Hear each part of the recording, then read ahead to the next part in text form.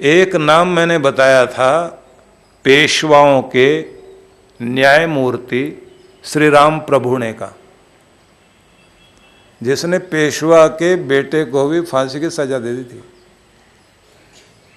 और जिस पर राजा ने भी विरोध नहीं किया था।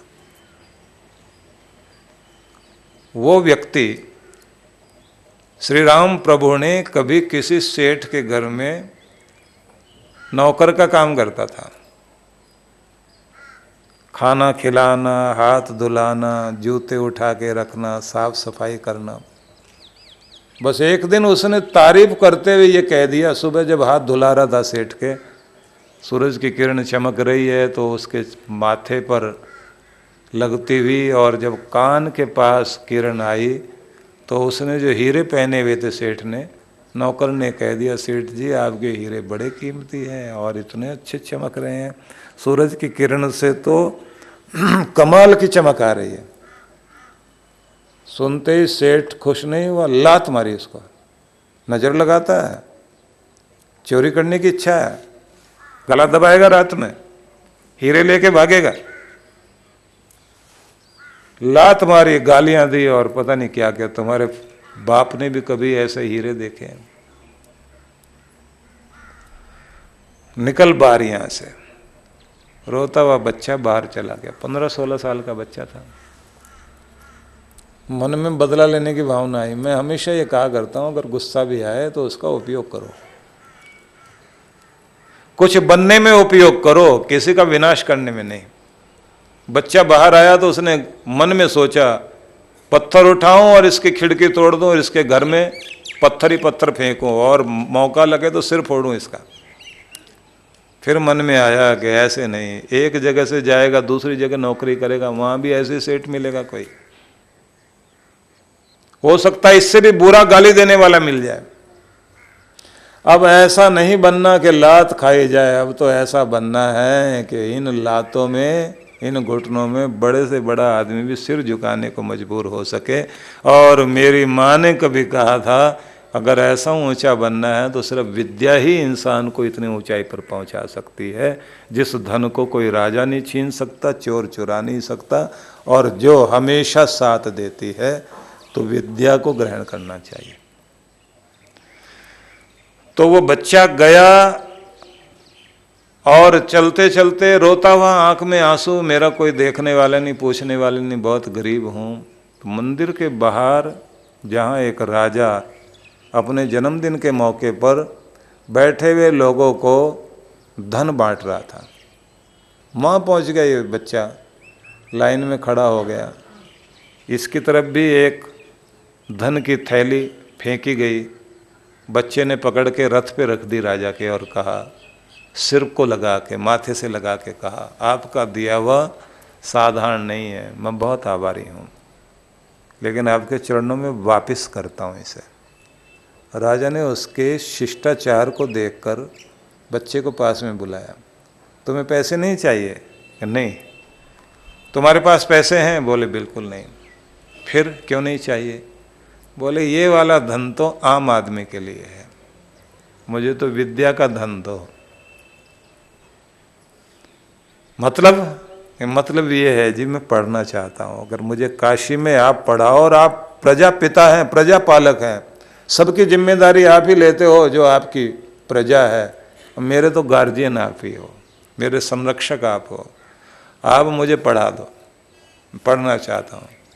बच्चे के भाव देखते ही राजा इतना खुश हुआ, उसने कहा, हमारे बच्चे हम पढ़ाते हैं, पढ़ना नहीं चाहते, और गरीब के पढ़ना चाहते हैं, इन्हें कोई पढ़ाना नहीं चाहता, तो हम सहायता करेंगे। बच्चे को पढ़ाया, काशी से पढ़कर उद्भट विद्वान बना, और बाद में वो जज बना, और जज बनने के बाद उसी सेठ का केस उसके पास आया एक दिन। ये भी तो अजीब बात होती ना, कुदरत कहाँ से घुमाकर कहाँ लाती है।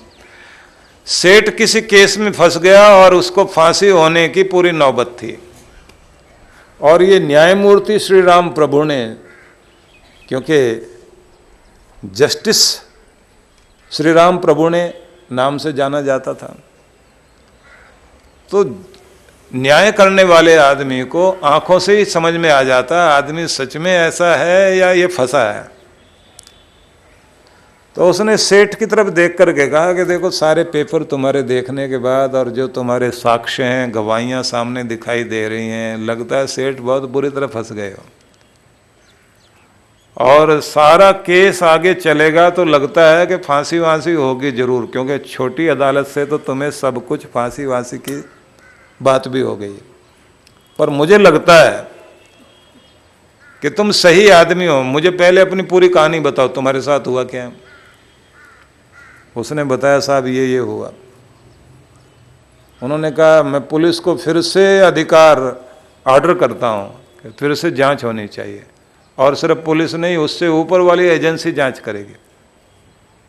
दोबारा जांच कराई गई, चीज़ें सामने आई और जो सामने आई उससे पता लगा कि सेठ सच में निर्दोष है।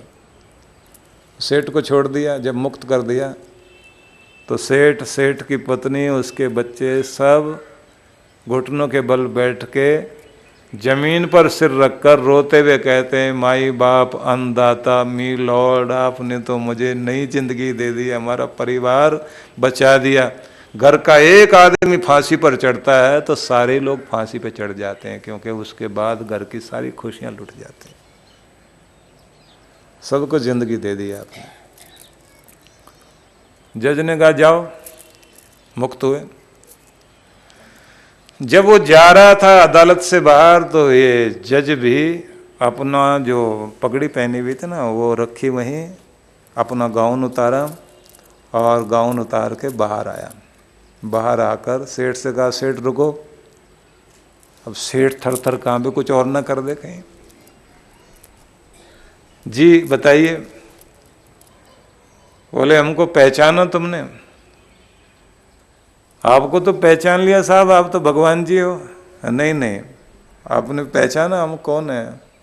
नहीं साहब हमने नहीं पहचाना, हम तुम्हारे घर में नौकर थे और तुमने लात मार के हमको भगाया था और गालियां भी बहुत दी थी तुमने, हमारे बाप दादाओं तक आप पहुंच गए थे।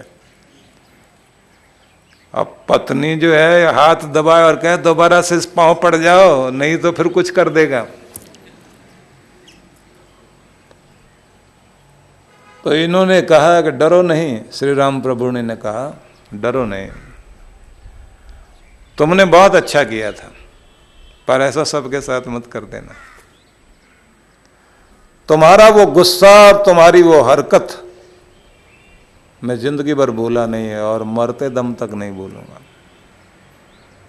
एक लाचार बेबस के साथ किस तरह से समर्थ आदमी अत्याचार करता है। तुम्हारा किया गया प्रहार तन पे नहीं लगा था, दिल पर लगा था, आत्मा पर लिखा हुआ है मेरे, भूल नहीं सकता। पर उस आग को मैंने इसलिए जिंदा रखा कि उसके कारण कुछ बन पाया हूं, नहीं तो इस गरीब को इस जगह पर बैठने का अधिकार न मिलता। पर सेठ जब तुम्हें याद करता हूं तो भगवान को भी धन्यवाद देता हूं, तुम्हें भी धन्यवाद देता हूं कि तुम थे। पर जैसे मैंने तुम्हारे साथ न्याय किया ऐसे तुम्हें भी सबके साथ न्याय करना चाहिए। भगवान ने अगर कोई शक्ति दी है उसका दुरुपयोग कभी मत करना। श्री राम प्रभु ने के जीवन का एक बड़ा अद्भुत उदाहरण है। और दूसरा उदाहरण है, एक अंग्रेज की सीट पर बैठ गया था एक लाहौर का साधारण सा बालक और उसने लात मार के भगाया था। बाद में वो पढ़ने के बाद जिसका नाम गंगू बोलते थे ना, वही सर गंगाराम के नाम से प्रसिद्ध हुआ और सर गंगाराम के नाम पर ट्रस्ट बना। उसके नाम पर फिर दिल्ली में गंगाराम हॉस्पिटल बना और उनके नाम पर दिल्ली में सर गंगाराम मार्ग है। राजेंद्र नगर जाओगे आप तो सार क्या हुआ बात का कि जीवन में कभी कभी ऐसी घटनाएं घट जाएं जिनको देखकर आप दुखी हो जाएं कि ये क्यों हुआ है। हम नहीं जानते वो अस्तित्व, वो परमात्मा, वो जो मालिक है वो हमारे लिए क्या सोचकर क्या कुछ करने जा रहा है। अगर हर हाल में उसका धन्यवाद करने वाले बन जाएं तो न जाने हम कहाँ से कहाँ पहुँच सकते हैं।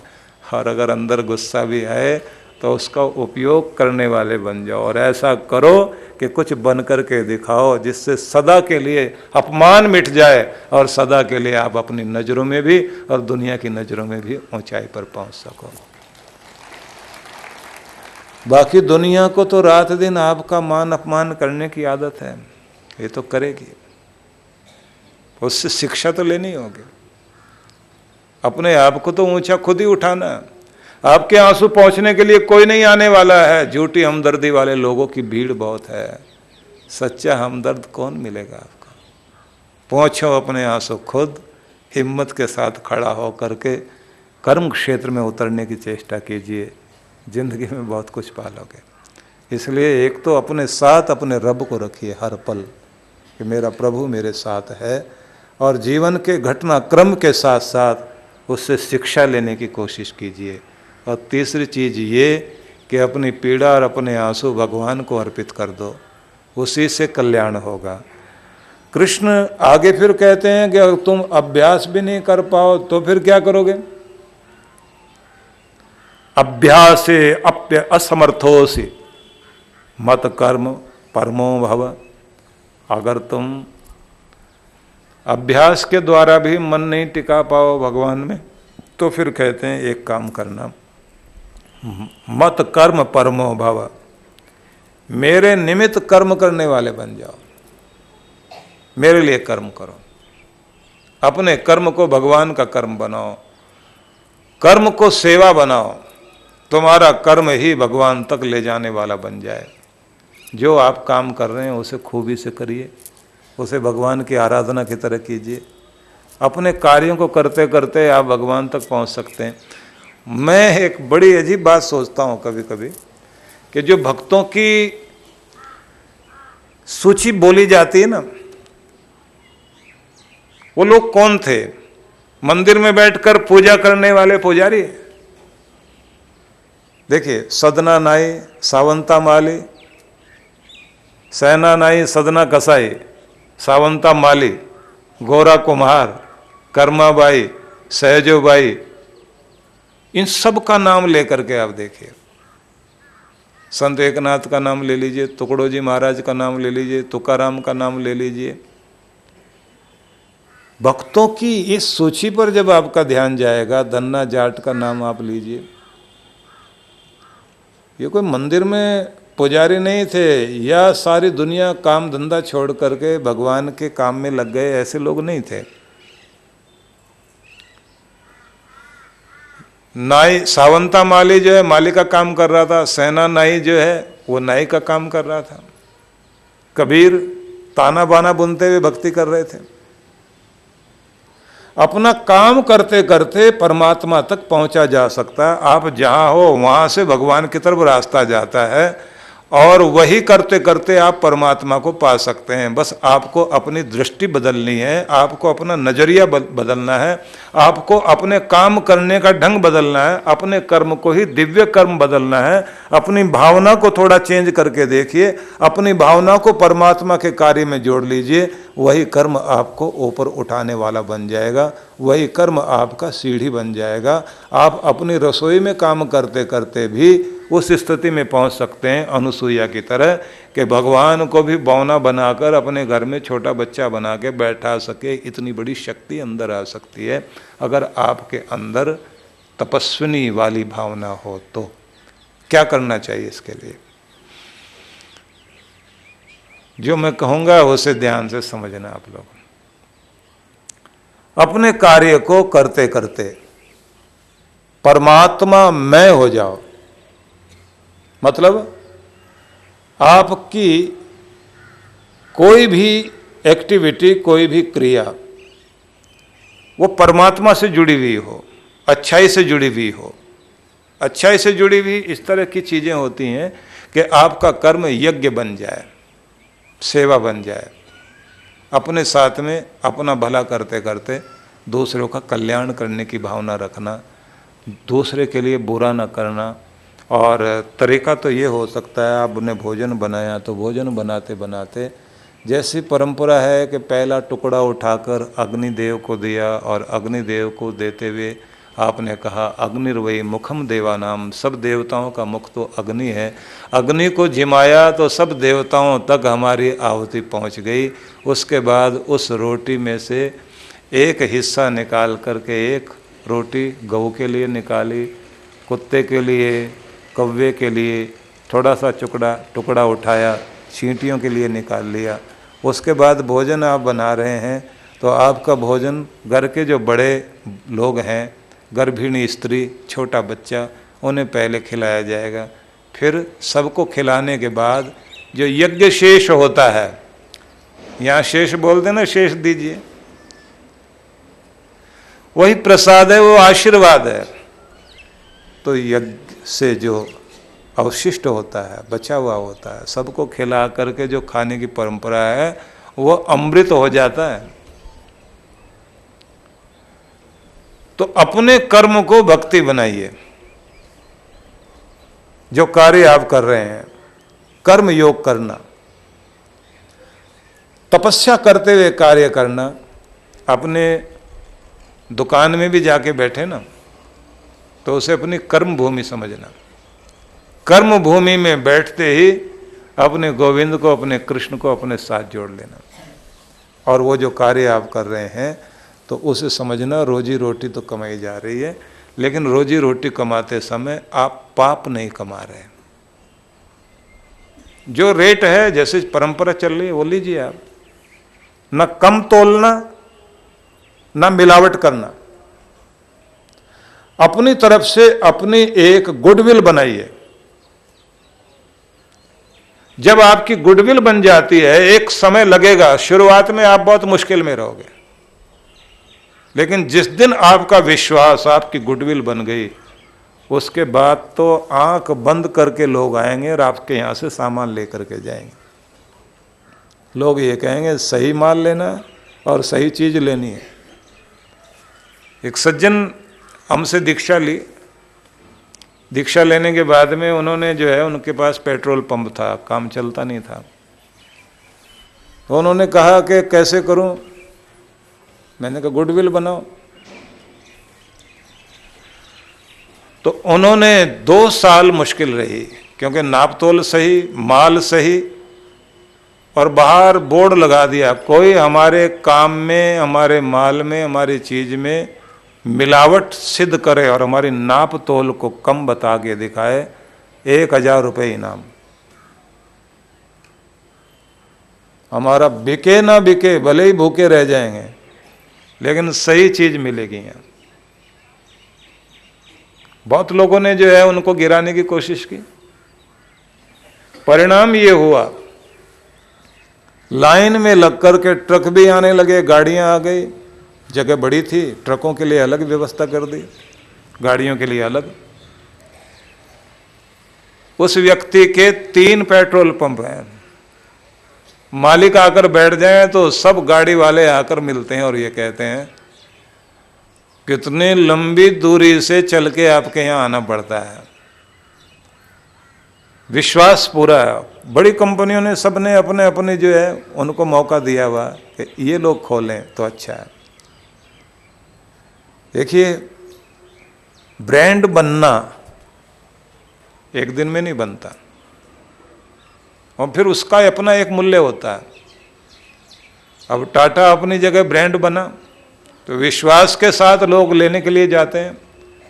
उनके बराबर की दूसरी कंपनियां भी हैं, और बहुत अमीर लोग, दुनिया के अमीरों में जिनके नाम आते हैं, ऐसी एक और कंपनी है, मैं नाम नहीं लेना चाहता, लेकिन वो ब्रांड नहीं बन पाए। लोगों को ये लगता है कि इनका भरोसा नहीं किया जा सकता। तो जिस व्यक्ति ने विश्वास बनाया, विश्वास है शिव और श्रद्धा है मां पार्वती। जिसके पास में श्रद्धा और विश्वास होता है, उसके घर में भगवान होते हैं और वहां कोई कमी नहीं रहती। लोग कहते हैं ना, बिजनेस जो है वो बेईमानी से और ठगी से और इससे चलता है। पूरी दुनिया में कहीं भी चले जाइए, ये विश्वास और ये प्रेम, ये श्रद्धा, ये आस्था, ये निष्ठा, यही काम करते हैं। सार में मैं इतना कहना चाहता हूं, कर्म योगी बन करके अपने कर्म को करते हुए परमात्मा की तरफ आप जा सकते हैं। कितना खाओगे, कितना पहनोगे, आदमी कितना पहन सकता है? सोने के लिए चारपाई भर की जगह चाहिए, पहनने के लिए वही 2-3 कपड़े, खाने के लिए वही 2-4 रोटी। पूरी दुनिया की जमीन आपकी हो जाए तो भी क्या कर लोगे? किसी का भी संग्रह कभी किसी के साथ नहीं गया। इस पृथ्वी की चीजें पृथ्वी पर ही रहेंगी, ये ध्यान रख लेना। साथ में अगर कुछ जाएगा तो आपके अपने अच्छे बुरे कर्मों की याद जाएंगी, और वही या तो आपको मुस्कुराहट देंगी या फिर आंसू देंगे। तो ये ध्यान रख लीजिए कि जो भी कुछ करना है वो छोटी सी जिंदगी के लिए करना है। अच्छा कर लीजिए, जन्मों तक आपको सुख देगा, और कुछ बुरा किया तो न जाने कहाँ कहाँ तक रुलाएगा, कहाँ कहाँ आंसू बन करके सामने आएगा। इसलिए आपसे कहना चाहता हूँ कि कृष्ण भगवान कहते हैं कि अगर तुम कुछ नहीं कर सकते हो तो फिर मेरे लिए कर्म करने वाले बन जाओ। अभ्यासे अपि असमर्थोसि मत कर्म परमो भव। मेरे लिए कर्म करने वाले पारायण बन जाओ, कि मेरे इर्द गिर्द घूम रहा है कर्म करता हुआ। जिसके प्रत्येक कर्म भगवान को रिझाने के लिए है। नहीं समझ में आया तो मैं दूसरे तरीके से बताता हूं आपको। इस बात को हम ऐसे समझ सकते हैं कि सेवा को महत्व देना सीखें, परोपकार को महत्व देना सीखें। उदाहरण हनुमान जी, हनुमान जी के स्वरूप को याद करोगे ना, तो सेवक कैसा होना चाहिए ये समझ में आता है। राम जी ने ड्यूटी दी, सीता जी की खोज के लिए तुम्हें जाना है कि लंका में सीता जी हैं, ये पता लगा है भी या नहीं, इसकी खोज करके आओ। बात इतनी दी गई, टीम दी गई, इन सब टीम को लेकर के आप साथ जाओगे। समुद्र को लांघना है, वहां पहुंचना है। सार समझ लीजिए बात का, जो मैं बताने लगा हूं उस बात को पकड़ना। काम दिया गया सीता जी की खोज के लिए जाना है। तो आपने सुना है कि जब समुद्र पार किया तो हनुमान जी ने सूरसा को देखा। सूरसा बहुत बड़ा मुंह फैलाकर खड़ी हुई थी। हनुमान जी उसको देखकर अपना आकार बढ़ाने लगे, और फिर ये कहा जाता है कि हनुमान जी ने देखा कि उधर वो आकार बढ़ा रही, इधर हनुमान जी आकार बढ़ा रहे हैं। जीतना मुश्किल हो गया तो हनुमान जी ने अपने आप को छोटा किया, सूरसा के मुख से पार हुए और उसके बाद में आगे बढ़ गए। सार में बताया गया संसार की इच्छाएं और संसार की वासनाएं सूरसा बन करके आपके द्वार पर खड़ी हुई हैं, और जैसे जैसे आप सोचते हैं मैं भोग भोग करके इनको पूरा कर लूँगा और उसके बाद सब ठीक हो जाएगा, इच्छाएं पूरी हो जाएंगी, उसके बाद तो पूरा आनंद जीवन में आ जाएगा। तो जितना जितना सूरसा मुंह फैलाती है, आदमी अपनी शक्ति बढ़ाने की कोशिश करता है और जीत नहीं पाता। आखिर में समझ में आता है अपने को छोटा बना करके संसार की सूरसा को पार किया जा सकता है और कोई रास्ता नहीं है। ये आध्यात्मिक संदेश मिलता है। मैं जल्दी जल्दी आपको आगे बढ़ा रहा हूँ। हनुमान जी अंदर गए, जाकर लंका को देखा, देखने के बाद ढूंढने की कोशिश की सीता जी कहाँ हो सकती हैं, और ढूंढते ढूंढते उन्होंने सबसे पहले कहाँ ढूंढना शुरू किया। उन्हें लगा कि सीता जी अगर होंगी, रावण लेकर गया तो महलों में ही लेकर गया होगा।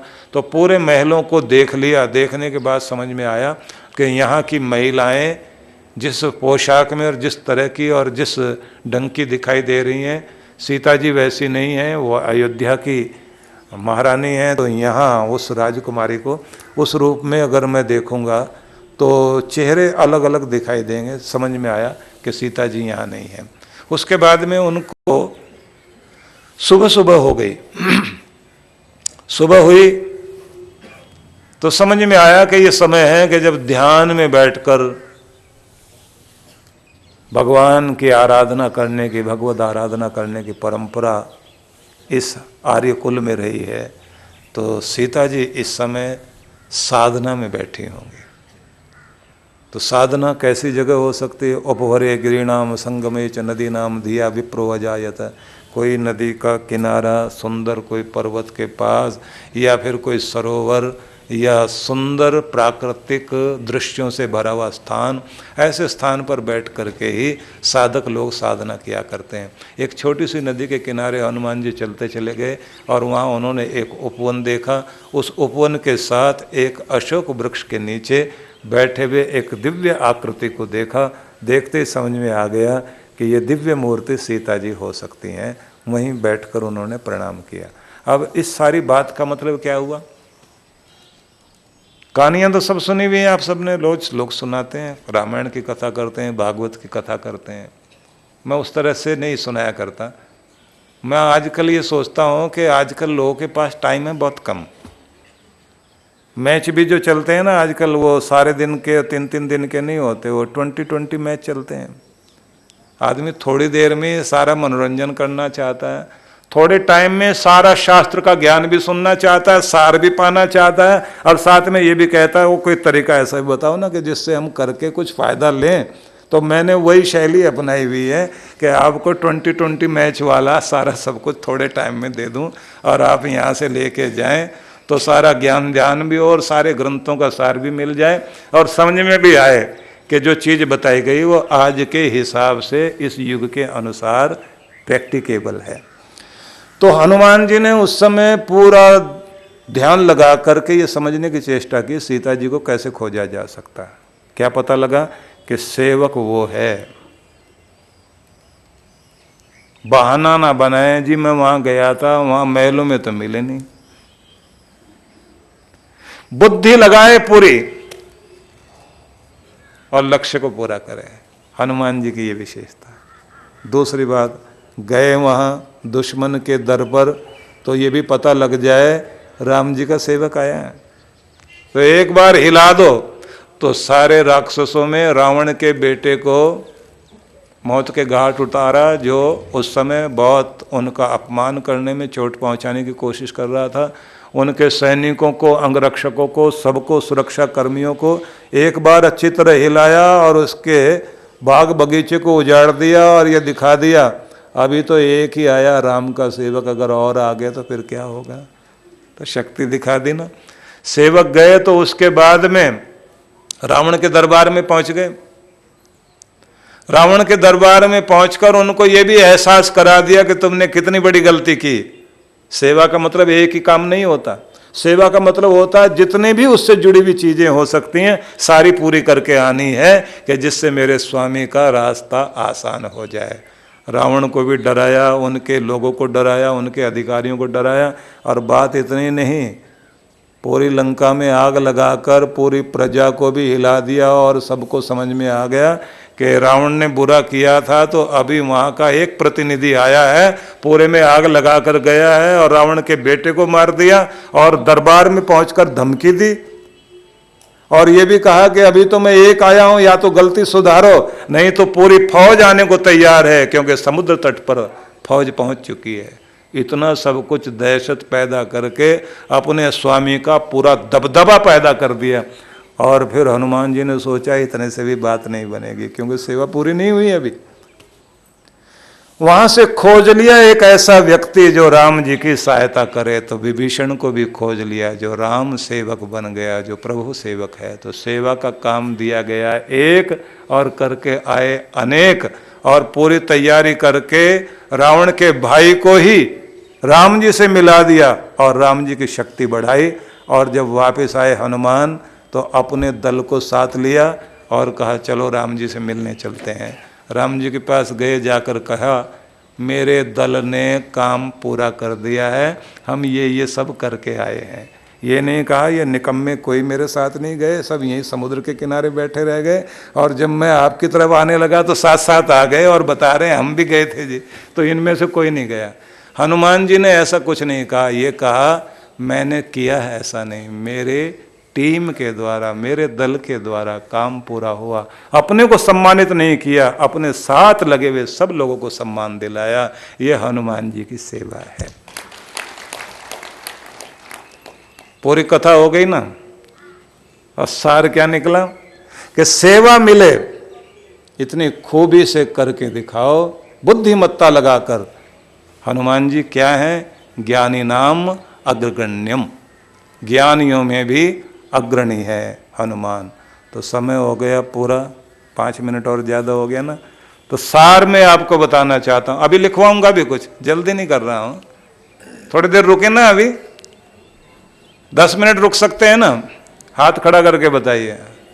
पूरा कुल्लू तैयार है, ठीक है, तो 10 मिनट और लेंगे।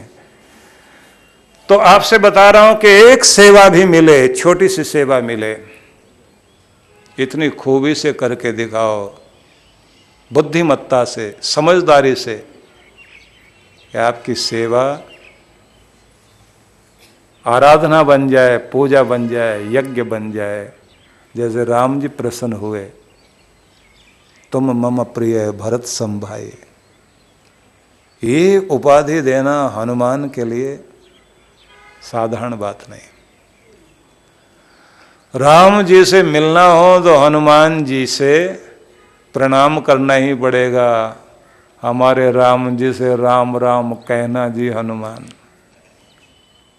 राम जी से राम राम कहना हो ना, अभिवादन करना हो, तो कहा गया हनुमान जी को, आप ही कह देना, आप कहोगे पहुंच जाएगा वहां तक। कि याद करने वालों में एक वो भी है। सेवक इतना बड़ा स्थान प्राप्त कर लेता है अपनी सेवा के जरिए। अगर आप साधना नहीं कर सकें, भजन नहीं कर सकें, सेवा करना सीख जाओ, और वो भी विधि से। सेवा तो सब करते हैं, लेकिन वो सेवा करो जो हनुमान जी ने सेवा की। ऐसी सेवा ही चरम तक पहुंचती है, ऐसी सेवा ही भक्ति बना करती है। इसलिए राम दूत बने, राम सेवक बने, स्वामी सेवक बने, गुरु सेवक बने, प्रभु सेवक बने। कोई भी काम दिया गया तो खूबी से करें, और जो कार्य करें परोपकारी बनकर करें। परोपकार का मतलब दूसरे का भला करना नहीं, इतना ही अर्थ नहीं है। पूरी डेफिनेशन ऐसे ढंग से याद कीजिए कि परोपकार का मतलब होता है कि दूसरों की जिंदगी को आसान बनाने में सहयोगी बनना परोपकार है। याद कर लेना, नोट कर लेना। दूसरों की जिंदगी आसान बनाने में सहयोगी बनना परोपकार है। दूसरों की जिंदगी मुश्किल में डाल देना ये सबसे बड़ा अपकार, बुरा कर्म है। आपके किसी भी कर्म के द्वारा दूसरों की जिंदगी मुश्किल में नहीं पड़नी चाहिए, बल्कि दूसरों की जिंदगी को जो आसान बनाया करता है, बस वही सच्चा सेवक है, वही परोपकारी है। बस ये बनना है। तो अब सुनिए कुछ सूत्र जो आपको याद रखने हैं। जो भगवान का बंदा बनकर भगवान की तरफ चलना चाहता है, सेवक बने, साधक बने, भजन करने वाला बने, या फिर सांसारिक जीव बनकर भी भक्ति करना चाहे, तो उस व्यक्ति को क्या करना चाहिए? सबसे पहले खुद को जानने की चेष्टा करनी चाहिए। अपनी इच्छा, अपनी कार्यशैली लिखते चले जाना आप जल्दी जल्दी, मैं पॉइंट्स दे रहा हूँ आपको। ये शेष है जो साथ लेके जाओगे, कागज पे नोट कर लो ना। ये आशीर्वाद है आपके लिए। सबसे पहले काम करना है, क्योंकि परमात्म बोध करने से पहले आत्मबोध जरूरी होता है। तो खुद को जाने। खुद को जानने से मतलब अपनी इच्छाओं को जानिए, अपनी कार्यशैली को जानिए, अपने स्वभाव को जानिए, अपनी रुचियों को जानिए, अपनी खूबियों को जानिए। इस बात को जानिए आपकी किस बात से ज़्यादा तारीफ होती है, किन बातों के लिए आपको टोका जाता है, और आपकी मुश्किलें कहाँ हैं। इन सब को परखना शुरू करो तो आप खुद को जानना शुरू कर दोगे, और इसी तरह से जानते जानते आप अपनी पहचान बनाओ। इसी तरह चलते चलते आप अपने भगवान के सामने अपना स्वरूप रखो। खुद की पहचान होगी दुनिया में भी और दुनिया के मालिक के सामने भी। तो सबसे पहले खुद को जानना शुरू कीजिए। मैं दोबारा बता देता हूँ जिससे आप नोट कर सकें। खुद को जानना चाहते हैं तो आप अपनी इच्छाओं को जानें। आपकी इच्छाएं कैसी होती हैं, क्या सोचते हो, क्या मांग करते हो सारा दिन। खुद की इच्छा, खुद की रुचि, आपके कार्यशैली, काम करने का ढंग क्या है, किस स्टाइल से काम करते हो आप, जानो खुद के बारे में, अकेले बैठ के सोचो। और आपकी खूबियां क्या हैं जिससे आपकी तारीफ होती है, भाई ये आप ज्यादा करते हो। वो जो खूबी है आपकी, उसे पकड़ लो और उसे आगे बढ़ाओ, वो आपकी पहचान बनेगी। और ये भी सोचना किन बातों के लिए आपको टोका जाता है बचपन से अब तक। जिन चीज़ों के लिए टोका जाता है उन्हें करना छोड़ दीजिए, और जिनकी तारीफ होती है उन्हें अपनाना शुरू कर दीजिए, और साथ साथ में हर कर्म के साथ भगवान को जोड़ना शुरू कर दीजिए। आज से आपकी ज़िंदगी ऊंची होनी शुरू हो जाएगी। बस इतना ही कमाल कर जाएगा। नोट कर लो, मैं मौका दे रहा हूँ आपको। सुन के चले जाने से कुछ नहीं होने वाला, साथ लेकर जाओ। ऐसी कमाई कर चलो जो साथ जा सके, मुश्किल पड़े तो राह में जो काम आ सके, वो चाहिए साथ में। अगली बात बताऊं,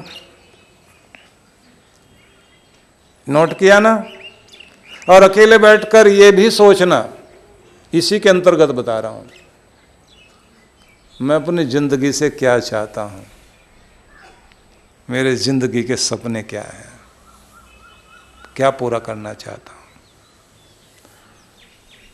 खुद से कहो, मैं अपनी जिंदगी को वहां देखना चाहता हूं, उस जगह देखना चाहता हूं, ऐसे रूप में, ऐसा घर, ऐसा परिवार, ऐसी जिंदगी, ऐसा व्यवहार, ऐसी चीजें। और उसी को पाने के लिए प्रार्थना करो, उसी के सपने देखो, उसी के लिए गुरु से आशीर्वाद मांगो। निश्चित रूप से वो सपना आपका पूरा होगा, कोई दो राय नहीं। तो 10 मिनट तो हो गए, अब अगली चर्चा फिर क्या करें, शाम को करते हैं। भगवान को धन्यवाद करें, उसकी कृपा से आज का सत्संग चल गया, नहीं तो लग रहा था बादल आएंगे जरूर और वो छींटे देगा। आइए मिलकर 1 मिनट में नाम स्मरण कर लें। श्री कृष्ण गोविंद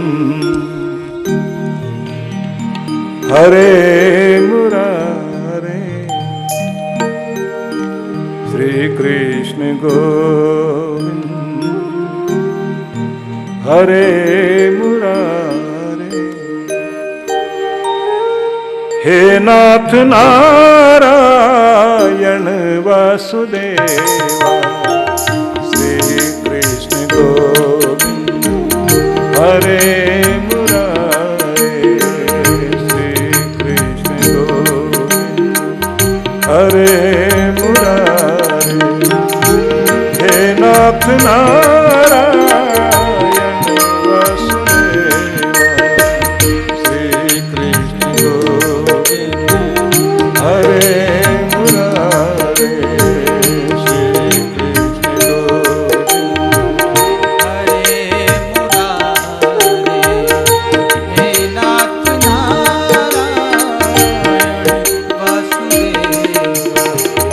वासुदेवा, हे नाथ नारायण वासुदेवा, हे नाथ नारायण वासुदेवा,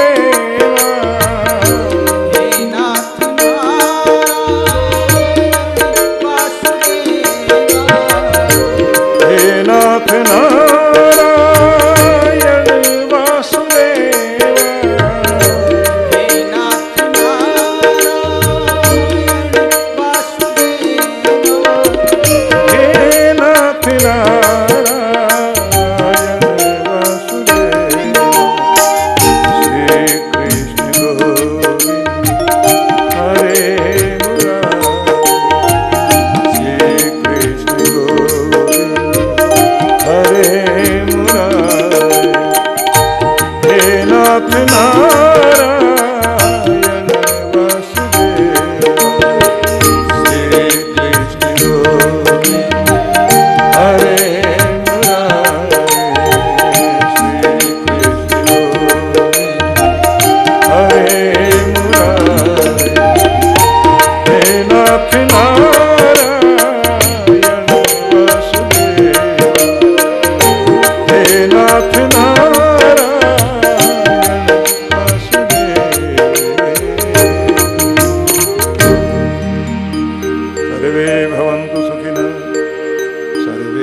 भवन्तु निरामया सर्वे भद्राणि पश्यन्तु मा कश्चित् दुःखभाग् भवेत्।